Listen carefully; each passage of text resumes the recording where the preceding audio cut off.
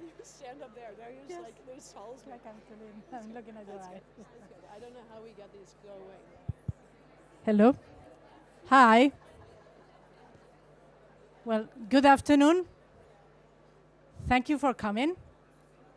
So as you can see, this is the most popular event that you're going to be at COP, and it's the first one. So thank you for coming.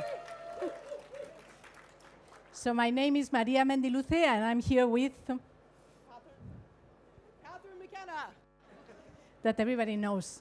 So, well, today we're going to talk about women leading on climate.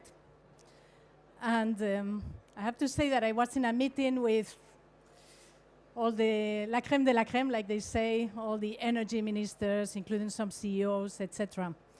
And Kristalina from IMF said something that really said, wow, this is a quote. She says IMF, but I think she is in the business of doing. And I think that's what we're here, because women are on the business of doing. And today we're going to hear about what does this mean for you, wherever you are in your organization, civil society, in business, in the government. Women are taking climate very seriously. So we're going to have some introductory remarks by Catherine. Then we'll have a keynote speech by Jacqueline, and then a panel. Now let me tell you something. At the end of this meeting, we will do a picture, okay? And then soon you will see that picture in the Financial Times, okay? Because it was yesterday, the picture we did in New York was in the Financial Times. So please stay until the end. And then, well, let's start the show. So over to you. Alrighty. Maria and I, we've got this good act going. But thanks everyone for coming. It's really awesome to see so many. I know it's been a long time. I felt that it's very challenging coming to this COP at this particular time. But guess what? We've survived before, and women have always stepped up. And it is actually more important than ever on climate that we continue to step up. We may not be half of the world leaders. We may not be half of the CEOs, but we are leading the way on climate action.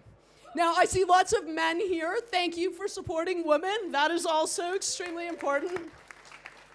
But what have I seen? So I used to be Minister of Environment and Climate Change for Canada, and I see some Canadians here, so thank you to all the Canadians showing up.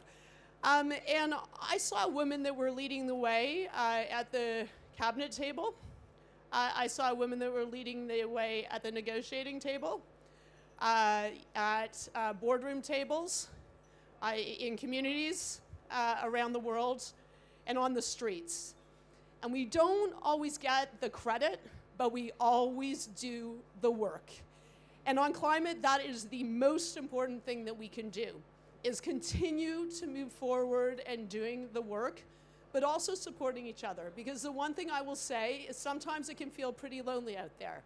You can feel like you're the one person in the room, and you're pushing for more action, and maybe some of the other folks in the room are like, here she goes again.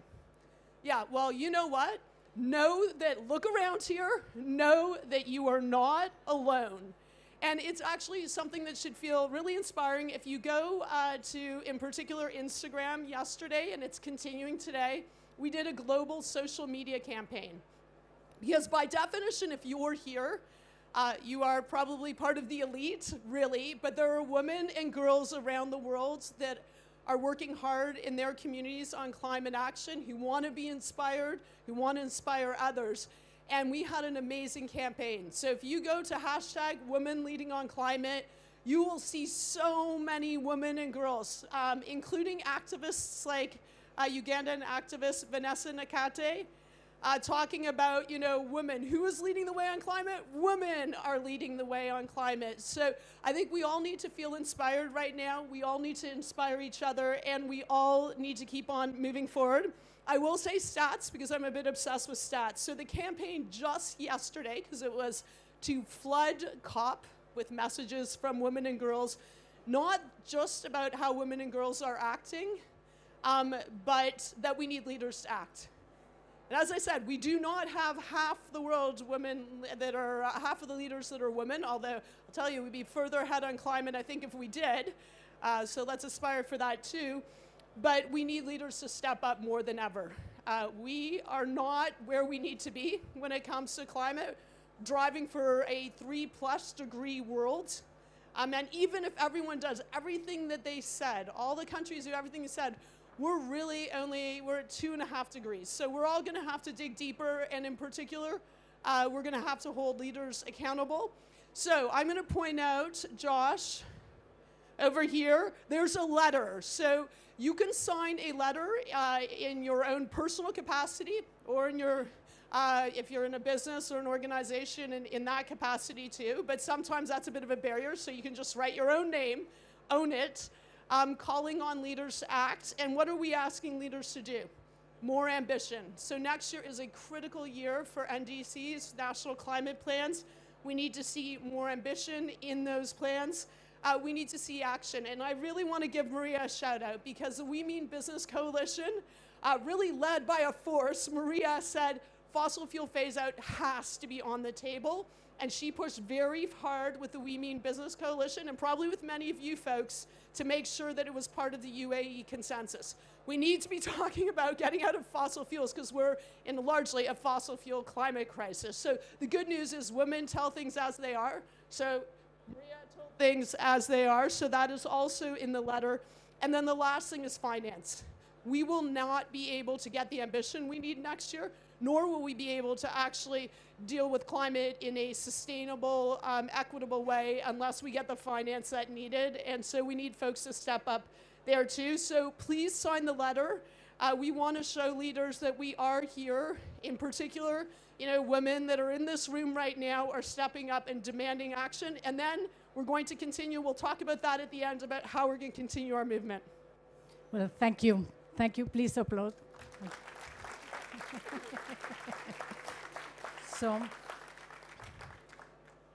So yes, well, I'm going to advance this a little bit, but Marina, can you come here on stage, please? So Marina leads the business coalition in Brazil, and together we created a chapter in Brazil.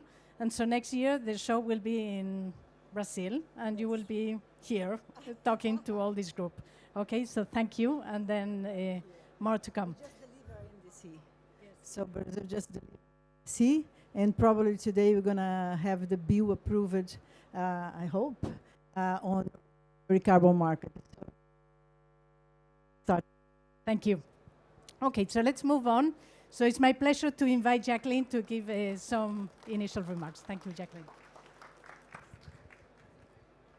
It really is so thrilling to see everyone here, and to go after Catherine and Maria is a little bit intimidating. But when I was listening to Maria, another quote that came to my mind is from Maya Angelou, where she says, "I come as one and I stand as 10,000." And I think that's also part of the spirit we all have to bring. And as Catherine brings such power, so do I think part of our superpowers as women is we also know what it feels like to be overlooked and underestimated. And I think that one of the most powerful ways to lead right now is to hold that hard and soft bull and dove, because at the end of the day, when we build this climate transition, we have to bring people who have been left out, overlooked, underestimated. And women are so often at the center of that. And that's really what I want to talk about, that through the lens of finance, which is my world. I actually grew up in a very Catholic immigrant, military American, therefore patriarchal family. So I know what it feels like to be overlooked and underestimated. And I don't think I even fully understood that women were at the heart of poverty until I moved to Rwanda in 1986. That was the year that the country gave women the right to open a bank account without their husband's signature, and it was also the year that women were moved from being considered in the same category as children and the mentally disabled. Not yet as full citizens, but as closer. I saw that you could build a bank with and for women, but access to the market, which is my world, was not enough. You needed to also build capability. confidence, understanding of the way the market works, networks, supply chains. And so that's what we started to do. At that point, though, in the world's history, you had people working on poverty and people working on the environment. We didn't even really ever talk about climate change as a force. When the genocide came, the women with whom I had started the bank played every conceivable role of the genocide. And I started to think about what poverty actually means, and that income is part of it, but it's only a part of it, and that the opposite of poverty isn't wealth, it's dignity, it's freedom, it's choice, it's opportunity, it's the ability to be healthy enough and therefore live in a clean enough world that you can truly participate. And so when I started Acumen in 2001, the idea was that at the end of the day, we would invest patient capital, not just money that was looking to make more money, but money that was looking to make change. And we would measure what mattered, not just what we could count. And very, very quickly, we started to understand that if you were focused on poverty, you had to be focused on climate change. Because as many people here talk about, the poor are disproportionately impacted by climate, and we're seeing that in real time, not in later time, which is why adaptation investing is as important as mitigation funding. Just quickly, at Acumen, we invest from the angel level through this patient capital all the way to blended capital funds, and we have we'll have soon about $750 million that we're investing along that spectrum at the nexus of climate and poverty, primarily off-grid solar energy and agriculture, with the smallholder at the center. But I'm not really going to talk about that. I just want to give two examples to illustrate the kind of leadership I'm seeing and we're seeing in entrepreneurs around the world who are part of this puzzle, as is civil society and government. The first is actually, it's a company called Burn, and it's actually, at the center of it is an amazing man. And so it's fun to see so many men here because they're part of the gender story. It's a guy named Peter Scott, and just as I was focused on poverty, he was focused on tree hugging. And in the 90s, he literally would chain himself to trees in the Congo to try to keep them from being cut down. And then he realized that wasn't exactly a systems play. And so he started to look at the root cause. Why are all the trees in Africa being cut down? Number one reason, cook stoves. Those little stoves that women use to cook, mostly inside, that belch a lot of smoke, indoor air pollution. 36% of all respiratory disease is connected to it. So ultimately, he built a company, Burn Manufacturing. In time, he learned that cook stoves are the number one reason for deforestation in Africa. They emit, the 2.5 billion cook stoves in the world emit more carbon than the entire global shipping industry combined. But we don't talk about cook stoves when we think about carbon emissions. I think because we're talking about poor people, poor women, and low profit margin businesses. And yet, if we fix this and make this product more affordable, more accessible, not only will we be saving women work, we'll be increasing their health, and we'll be truly contributing to the environment. So for 10 years, we invested in this company. We were the only institutional investor. And they got to a point where they had sold 1 million stoves. And we thought that was great, but that's a long way to go for 2.5 billion. And then they started to work with the carbon markets. It's not perfect, but this kind of change is not perfect. And what's so exciting to me about, again, this creative thinking, this recognition that we need different kinds of capital, we need to think about women in the supply chain, women as distributors, is that he could move the price of a cook stove from $40, which he was selling it at, to $3. And at that point, you can look at this as just a bad subsidy, or you can look at this as paying low-income women to stop cutting down the trees and doing the work of contributing to the climate.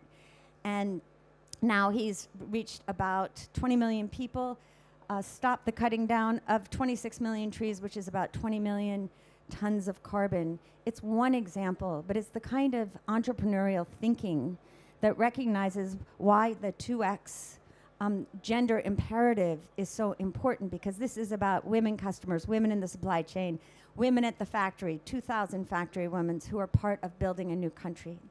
The second example, which makes me really excited, is a company called S4S. It's it's a company in India co-founded by a woman named Nidhi Pant, who saw that 40% of food is wasted, that transporting food is a major carbon emitter, and that women are smallholders across India in places that are increasingly extremely vulnerable. And so what they essentially do is have a solar drying system that they can sell to individual low-income women entrepreneurs. They buy those systems, then they gather garlic and tomatoes and carrots and onions from clusters only of women farmers, and then they sell that dried foods along the supply chain. Last year they gathered from about 400,000 women farmers, which is about 2 million people. They take 90% of the moisture out of the foods, and therefore use all the food, so avoid 40% food wastage. The greatest privilege for me of this work is not only to see the numbers of people that are impacted, and we're 650 million and counting, but it's to understand why this matters so much to all of us, why we are all part of the problem and part of the solution. About a month ago, I was in Aurangabad, India, where the company is headquartered, and we went to talk to a number of the women who were doing the solar drying. And I asked a woman what her dreams were. I said, now you have this freedom, you have this income, so what are you dreaming? And she said, I dream of educating my children and sending them to better schools. I said, that's great. What else? She said, I dream of buying better furniture for my father-in-law because I live in his house. I said, well, I would really love to hear a dream about you. And she looked up and she fingered her gold chain around her neck. And she said, well, I think I would like to buy some more gold. Which is a pretty great strategy to have the wealth on you that you can move with. And when I was walking away with the co-founder, he said, you know, you're an investor, but you ask really conceptual questions. And I wasn't expecting that answer. And when you asked her about her dreams and she looked into the sky, I saw something in her eyes. And I said, well, what do you think you saw? And he said, I think I saw her humanity. And then, Jacqueline, I think I felt my own humanity inside myself. We are each other's destiny. And the action and inaction that we take impacts people all around the world and ultimately comes back to us. When I think about women leaders in climate, I think about Catherine and Maria. I think about my B team leaders, Christiana Figueras and Esther Baguette in business, and Mary Robinson, fearless, fierce leaders who see a better future and are willing to do the work there. I also know that their superpowers, your superpowers, all of our superpowers who have at some point in our lives felt overlooked and underestimated can do so much more for the world if we hold the power that we know is ours collectively and we ground it in the tenderness and the love and the dignity that is only ours if we have the courage to extend it to every other person on this planet. Then the problems are ours to solve. So thank you, everyone, and Godspeed and God bless to you.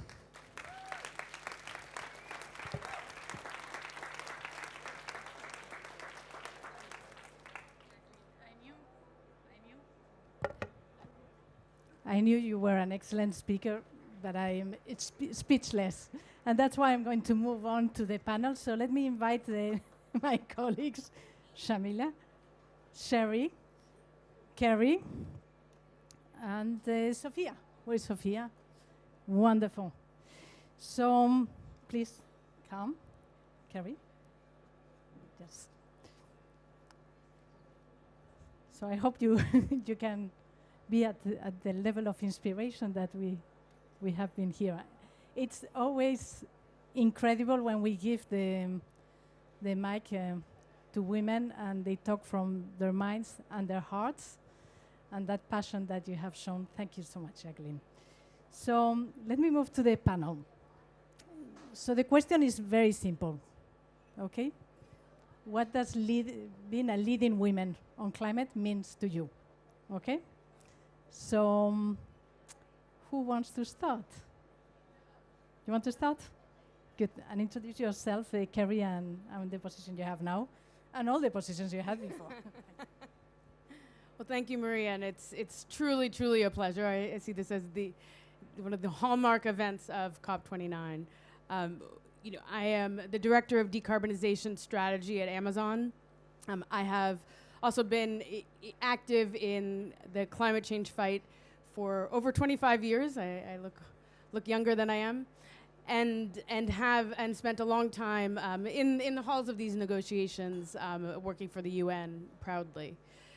And it is being a female leader is it takes a lot of collaboration. We are constantly standing on the shoulders of our colleagues, of our mentors. I think of mentors like Rachel Kite, Catherine McKenna, my own old bosses, Amina Mohammed, my current boss, Kara Hurst, who's the founder of Amazon's sustainability program, which is one of the most robust in the world.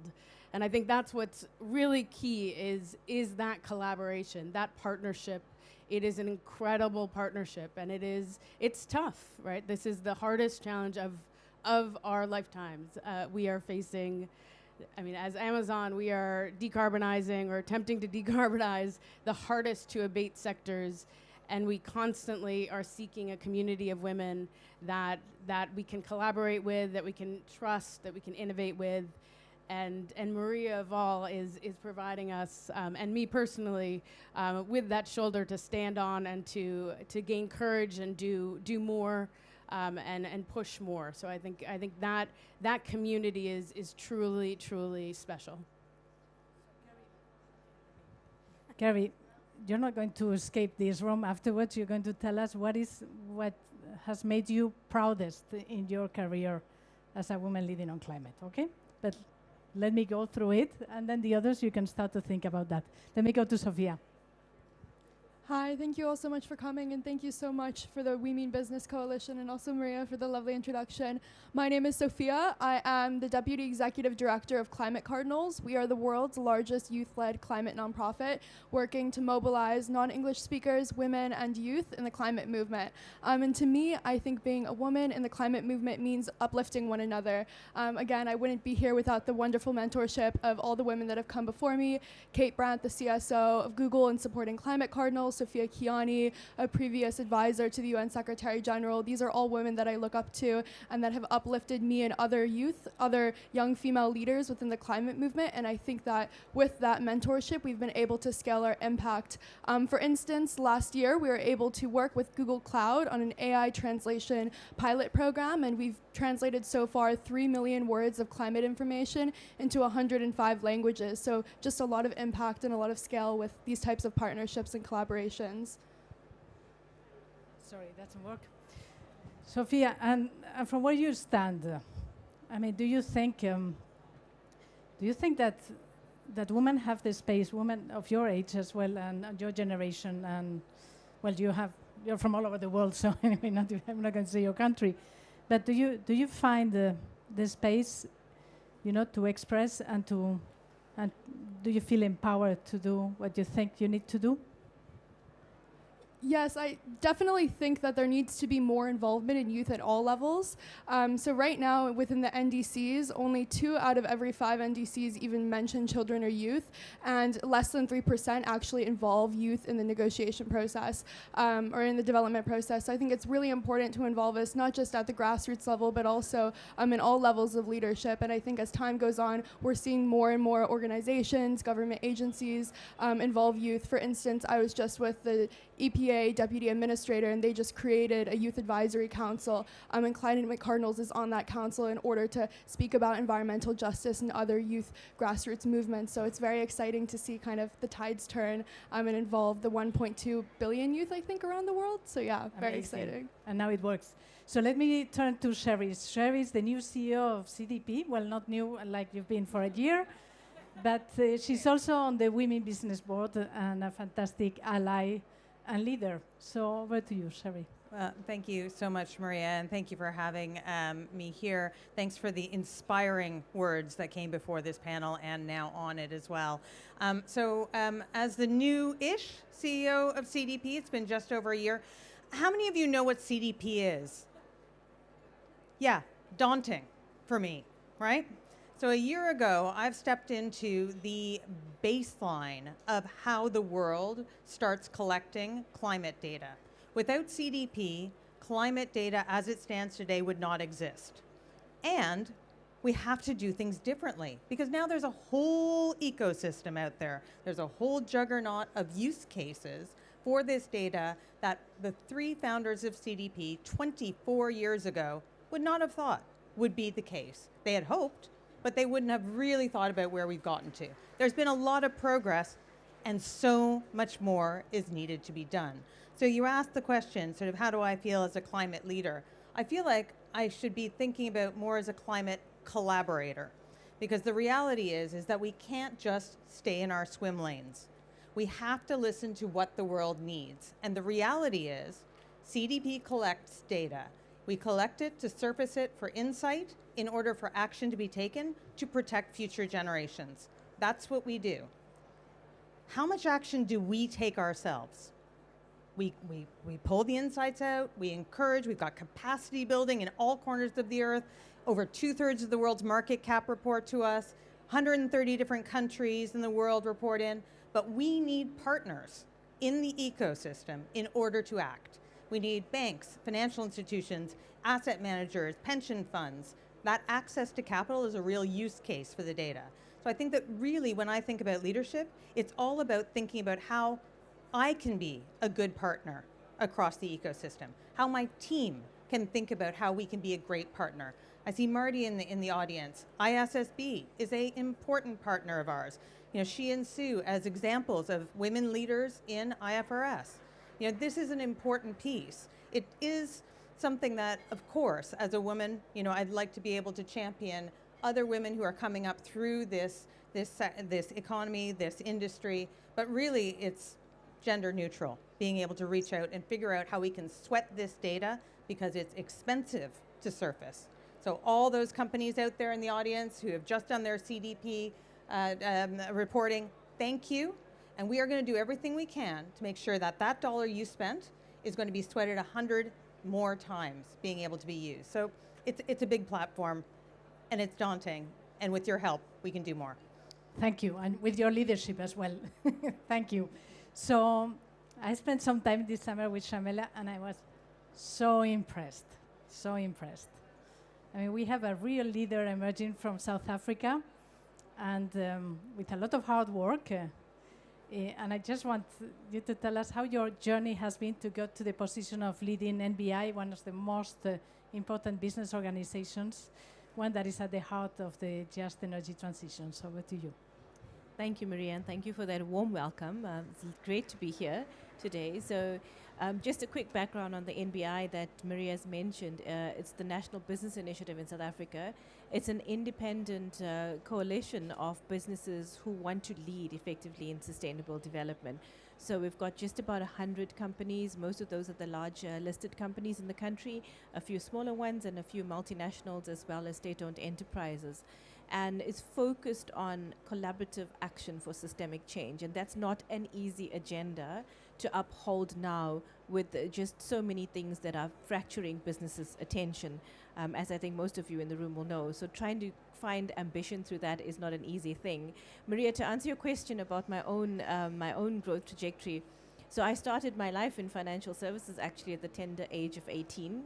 And, come from parents who were not really able to afford to send me to university, studied part-time anyway, built my way up that, spent 25 years between banking, insurance, and capital markets. My most recent role prior to joining the NBI, so I took over as CEO last year in April, so Sherry and I were just having a sidebar about what it means to be a CEO and some of the feelings that go with it. But also took over that role after spending 16 years at the Johannesburg Stock Exchange, where I spent the last 5 years as the Chief Sustainability Officer. Was sort of one of those early Chief Sustainability Officers into the game, and also led then the creation of a number of, at that stage, still world-leading instruments. The JSE, for those of you who don't know, is actually considered to be one of the leading exchanges in the world in relation to financial instruments and sustainable development, and looking at using the markets as a force for good. So such a privilege to have led that and to understand the world from the lens of capital markets, but also seeing the opportunity that lies and how easy it is to slip into inaction.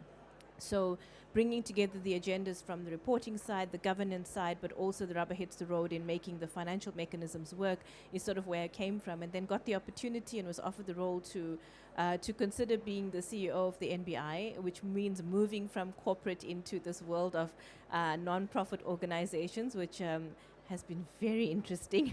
But also for me, a massive blessing to have stepped into where in South Africa, women business is a partner to the NBI, and to have leaders like Maria that have been exposed to who suddenly made it feel like it was possible. And I think that's the first thing, Maria, is to find a space where there are people who are leading, where you actually do feel like you can pick up the phone and say, hey, I don't got this. What is going on? So leadership for me has been the accepting of the vulnerability that comes with saying, I don't have all the answers, but I'm here and there is an opportunity to lead, but there's also just a huge imperative to act. We know the time is running out. I come from a part of the world that is probably one of the most exposed to the impact of climate change. And so it's a space that needs leadership. So I think the burning platform for me has been, if you're given the space and you're able to act, you actually don't have really an option if you really want to see this change happen in the short window that we have. Thank you, Shamilia. Thank you. I completely agree that we don't have an option. That's why we need to be bolder, we need to unite, and we need to be together. So now I would like to hear from the audience. And as you're thinking your contribution, I'm going to ask my friend Rob, to say a few words, because he's here because of Rob, the CSO of Nestlé, an amazing leader.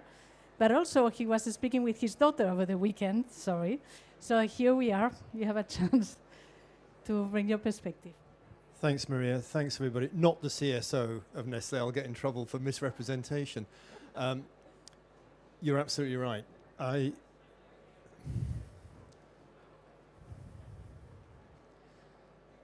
spent nearly 30 years working in sustainability, striving for change. I have a 28-year-old daughter who works in climate. I was in a conversation with her on Friday when this email came through about this event.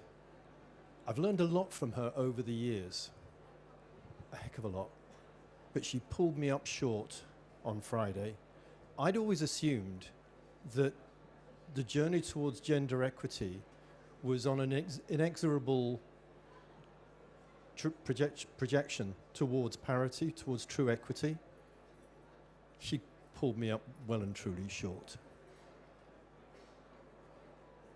The fact that the election happened with the man who is now going to be the president, it's not about the man per se, it's about the society that puts that kind of person with that kind of record in that kind of position.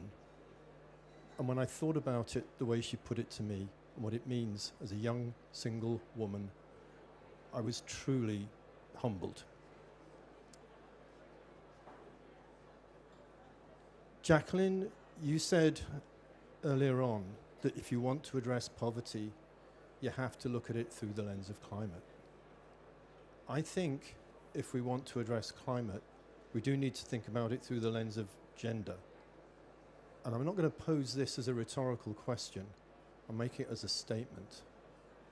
I do not believe we would be in the state we are in today if we had arrived at true gender equity some 150 years ago. We simply would not be in the situation that we're in. So there's one other thing. So the struggle, I think, on climate is deeply connected to the struggle on gender. There's one other thing that occurred to me over the last couple of days, and it goes back to something I learned very early in my career, which is a 4-letter word. It's love. And I started in talks 20 years ago to talk about love. And then somehow or other I got a bit distracted and somehow it wasn't resonating, and there's plenty of other things that I could give talks about that seem to get more of a sort of lean in. Jacqueline, you did what women tend to do and men don't tend to do. You talked about love. And a man at CBD 16 from one of the big assurance firms reminded me of this when he said, the greatest emotion to drive action is not hope, it's not fear, it's not optimism, it's love. And I think that's what women have so much more in abundance, or at least a willingness to express it. And it's the expression of it. It won't win a negotiation, but the expression of it creates a conducive environment. So on behalf of my daughter, I wanted to stand up and share that story of her perspective, and also, in a way, kind of make my confession. But I appreciate your attention. Thank you so much. Thank you. Thank you, Rob. It's really inspiring. So, anyone wants to take the floor? Sure. Wonderful. Yeah, I was going to go to you, sorry.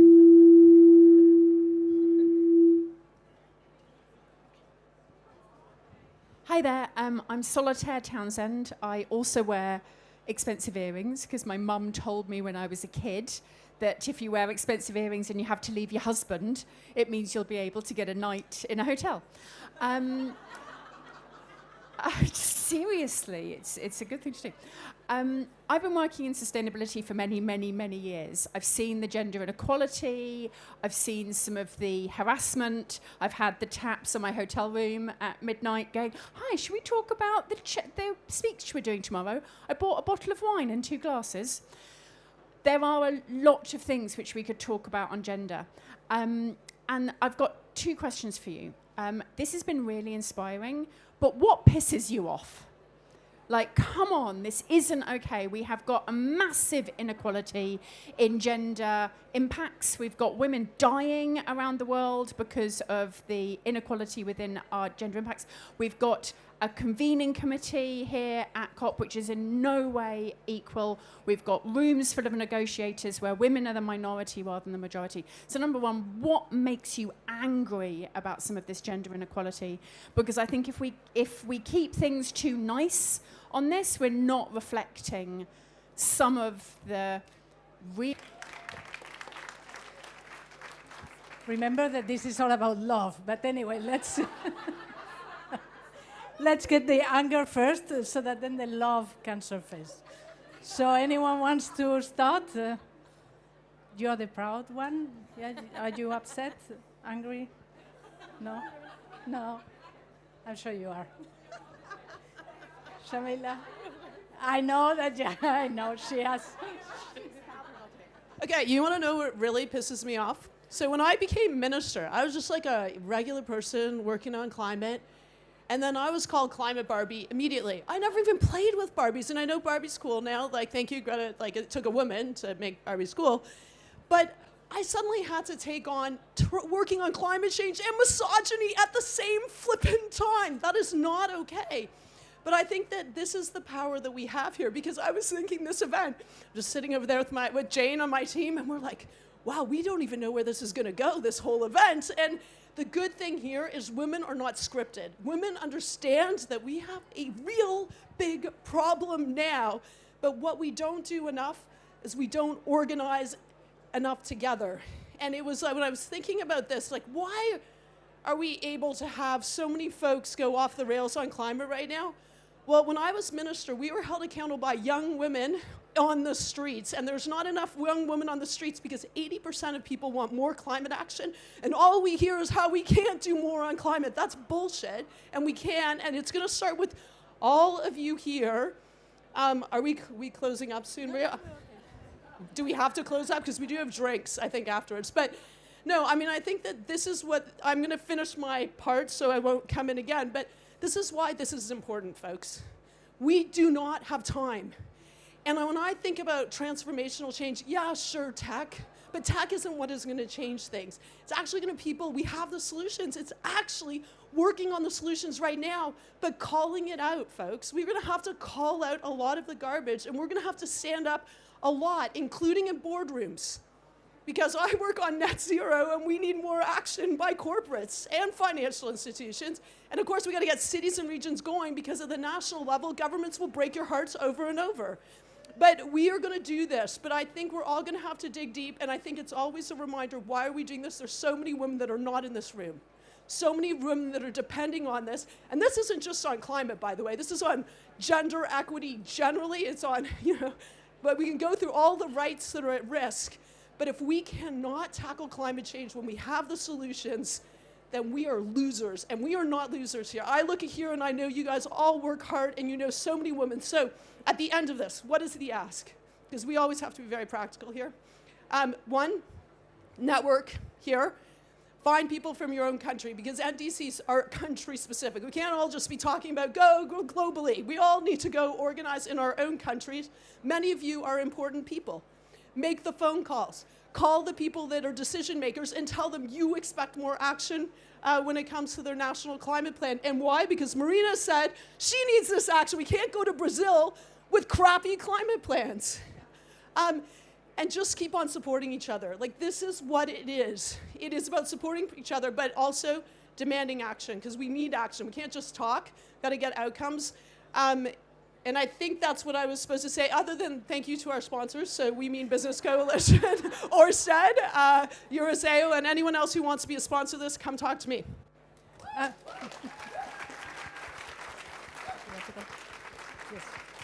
Nope, we still have time. Okay. Well, thank you, Jess. This is, no, she'll come back. Good, wonderful. Well, let me go back to Jacqueline, because I think you wanted to add a few thoughts. Yes, but go on. I actually, since I'm the woman who talks about love and I believe in love, I also believe in what Martin Luther King said, which is that love without power is sentimental and anemic, or anemic and sentimental, and that power without love is reckless and abusive. We've just seen and are seeing around the world a lot of leaders being elected who are reckless and abusive. And so how do we come forward? If I started with the things that enraged me after 40 years of doing this work, we'd be here for a really long time. And I think that we've got to take that anger and that fuel and turn it into messages that actually not just inspire people, but push them to act. And what's extraordinary for me is how many people around the world are doing just that. I don't think we're doing a good enough job lifting the stories, pushing our corporate boards in ways that we can. The one thing I will share that really angers me is that we have so many false binaries. I was literally just in a conversation where I was being mansplained, but it could have come from a woman, around our work on adaptation. And the person said, Jacqueline, adaptation can only happen after mitigation, because if we don't mitigate the carbon, there won't be people around for the adaptation. And I was like, I don't think you've been with me in Nigeria and Pakistan, where I'm going on Saturday, and it's already 52 degrees. Like, it's here. And so we've been working on adaptation, and just announced yesterday that we're committing to $300 million for adaptation financing. And it turns out that that makes us one of the biggest adaptation investors in the world. And while that's, thank you. While that is exciting because then people pay attention, that's a tragedy. We need to fundamentally rethink the way that we think about risk, structure our financial system, and then actually put it into action that brings our own humanity and expresses the values that we all say that we have. And we have a long way to go on that. But what inspires me to do it is what you said. It is love. But if we don't not only build power, but know how to use power, that love gets wasted. And I guess that's my message. So I'm going to turn back to the panel for you to say the last words, and I'll finish with Carrie. So I ask her the same, okay, at the end, we occupy positions, no, in this, in different places. But how have you, used your humanity, to drive the agenda forward? What makes you proud in your journey? How can you inspire others, to do the same? So I'll start with Shamila and then come back this way. Thanks, Maria. I think we know the big things that need to be done, and I think I'm proud of many things that I think I've achieved despite the odds. Being the first Chief Sustainability Officer of the JSE, being in this case now leading and being the first woman of color to lead an organization like this, and that plays a part as well. But for me, I think the one thing that is what we need to focus on is building the people. It's building the people who, sorry, not hear me clearly. We need to build the people that are going to build the organizations or the movements that are going to make the change. And, on the point of love, I think we're in a world where we're feeling battered and bruised. And if we're going to keep up the inner strength and the power to keep going with this fight, we actually have to focus on building the stuff that we need to keep going.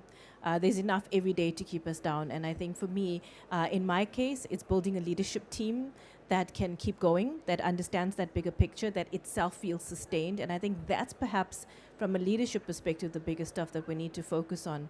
And then the other things will get done because we'll get that inspiration. We will keep sustained to be able to keep up what effectively is the biggest fight that we will ever have on our hands right now. Wonderful. Thank you. Sherry? Thank you. Love, power, and I would add to that knowledge, because I think everyone in this room is almost self-selected that we're here because we believe and we know and we've learned and we've added to our own kit bag of understanding about what this climate crisis is all about. I think it's also something we should consider how we can share that knowledge. How is it that we can actually bring up some of the others around, perhaps that are still resisting the reality that we're experiencing today? Be they men, be they women, be they in developed countries, be they in undeveloped countries. And it's something that really I took a bit of time to think about. And someone approached me to write a book, which was published earlier this year. And frankly, everyone in this room could probably write a book, right? That's not the point. But the point is actually trying to make sure that you're able to influence others, to be able to talk in their language, perhaps create a bridge so that they don't see our world about talking about climate as something different from theirs. And in particular, I think we should really be targeting business leaders and board of directors. Increasingly, women are sitting on those boards, and actually increasingly they need to be able to have the love, the power, and the knowledge in order to be able to take great decisions and be leaders there. So hopefully my contribution to that I'm proud of is that book is hopefully going to give people that boost, I would hope, for them to ask the right questions. Thank you. Love, power, and knowledge. Sophia, do they resonate on you? Yeah, definitely. I think all those points especially resonate with me. And what I wanted to talk about today is just commitment. So one thing that I wanted to draw your attention to is that at prior COPs, the combined budgets of all the NGOs and corporations actually exceeds that of the GDP of both China and the United States combined. So together we have quite a lot of capacity to be able to invest in climate solutions and invest in youth leaders that are kind of propelling these movements, especially grassroots movements. And one story that I wanted to talk about, and a woman who personally inspires me is a young climate activist in Nepal. Her name is Bhavishka, and she's a chapter leader of a local Climate Cardinals chapter. And recently, there was a natural disaster that led to quite intense flooding, and she brought together a team of about 20 other youth to help rebuild part of the city. So they cleaned up some of the rubble, and they helped some individuals clean up what used to be their homes. And I think that that's a really excellent example of being able to invest in the future. That chapter's program was only possible because of a donation, because of a corporation, Twitter. So I just wanted to say that you all have the capacity and the ability to really propel a lot of youth movements. And thank you so much for providing us with these opportunities. And I think if we continue to commit to youth and really invest in youth, you'll be able to fund the future. So thank you so much.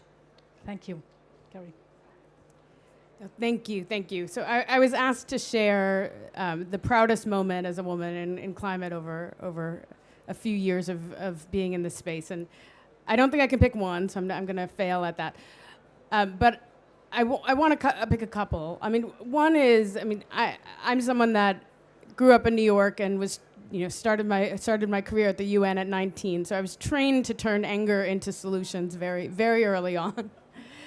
And what I would say is, and something that has made me angry recently in a diplomatic way, is the emissions gap report. We are seeing very, very, very similar statistics for the last 15 years. And I almost feel like I don't have to read it anymore. And that's upsetting, right? Is that we're all together and we need to move. We need to move. And then secondly, just over the last couple of years, there's really been a greater bifurcation in the climate community. I think in general. I think just really getting into what frameworks, what reporting frameworks, who's doing what, and no one's perfect. No one is doing this perfectly. We are all figuring this out. If anyone says that they are doing this perfectly, doubt them. Distrust. None of us have it perfect. And I think if we could use this moment as a time to come together as a climate community, as a time to come together as the women in climate community and truly, truly stand on each other's shoulders. And I'll say, I'm someone that started in the climate community as a kid with a mother that would very embarrassingly pick up trash in the Times Square in New York in the 1980s, and it embarrassed me as a kid, but I loved it. And she was the proudest when I stepped into the UN at 19 years old for my first job. And that is the first set of shoulders that I stood on. And I was lucky to stand on so many others. And I would say, it's a tough time for many, I think, right now, and it's a tough time in climate because we're just not winning. And the emissions gap report reminds us of that. But we also need to remind ourselves of who has been behind the agreements that we're all talking about this week. Amina Mohammed for the Sustainable Development Goals, my old boss. Like that, if any of you have followed her, she is phenomenal. And Christiana Figueres for the Paris Agreement.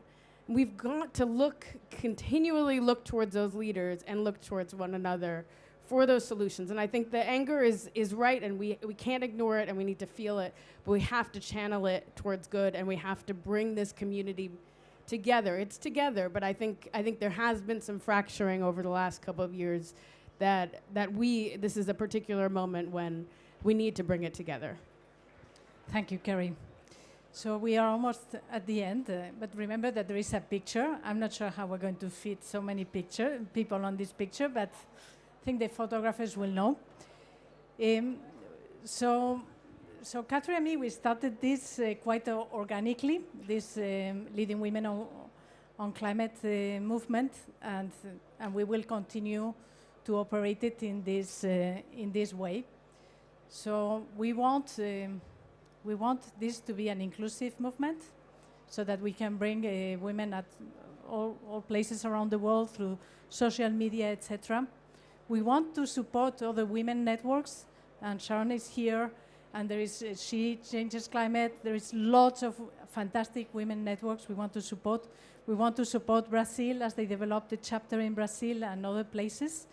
support with the best intentions and not that much time, I have to say. But and then we want to continue to drive for the highest level of ambition in this group. And that's why we do these statements that you think, okay, yet another statement, but it's a way to institutionalize, to present the results of this work to policymakers.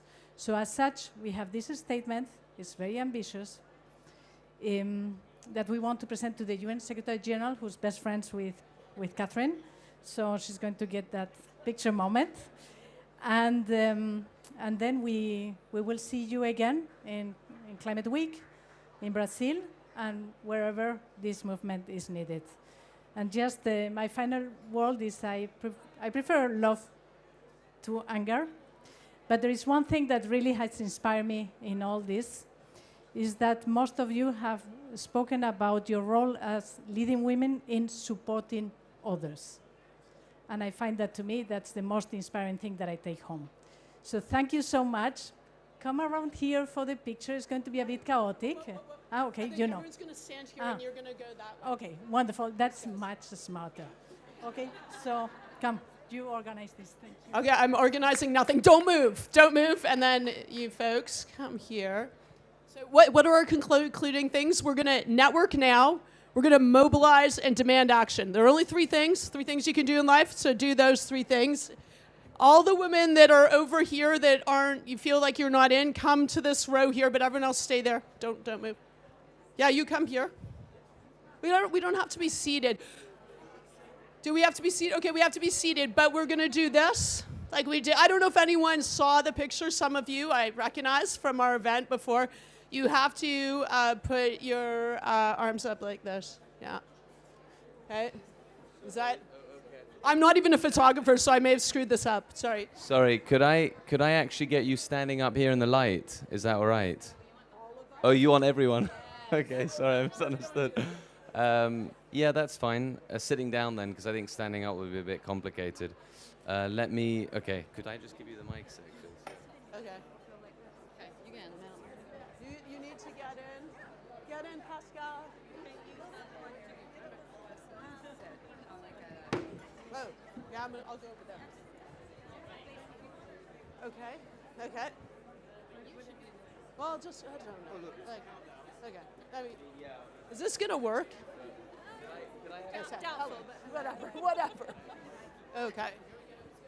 So, I might do, yeah, I will. That's a very good idea. But I just want to say something. If you can't see me, I can't see you. So just make sure that if you're between anyone, that your face is shown. Otherwise, you'll just be behind someone's head. All right, I'm just going to get on a chair now and stand.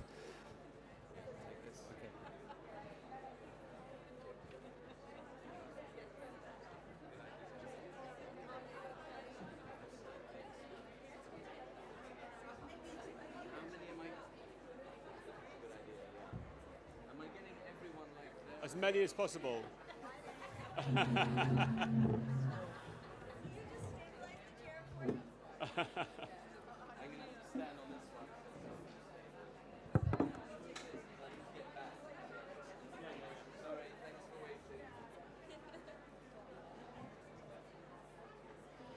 Okay, countdown. Everyone look at Giacomo. 3, 2, 1.